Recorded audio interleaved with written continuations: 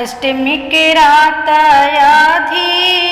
अरिया होत जेला के कोठरिया होत जेला के कोठरिया नु मोर सखिया देवकी के जाना में कन्हैया हो जगत के पसवैया हो जगत के पसवैया वसुदेव सूपा में लालनवा होत सिरा पे उठाई होत सिरा पे उठाई लिहाल हो मोर सखिया पहुँचे बस यमुना के बीचे होत यमुना जिला हरि मारे यमुना जिला हरि मारे हो मोर सखिया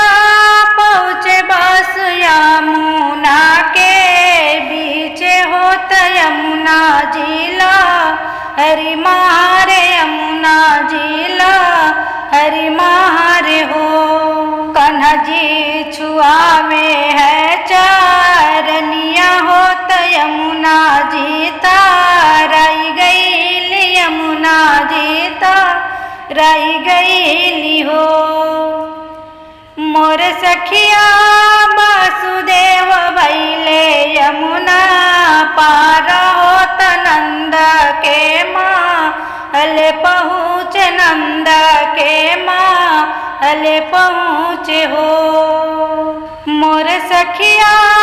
वासुदेव भैले यमुना पार होत नंद के माँ हले पहुँच नंद के माँ हले पहुँचे हो सिरवा पधाई के कन्हैया होत नंद घरे आई गईल नंद घरे आई गईल हो सिरवा पधाई के कन्हैया होत नंद घरे आई गईल नंद घरे आई गईल हो मोर सखिया कानक दिहाले सोवाई होत कन्या लैके चल दिहाल कन्या लैके चल दिहाल हो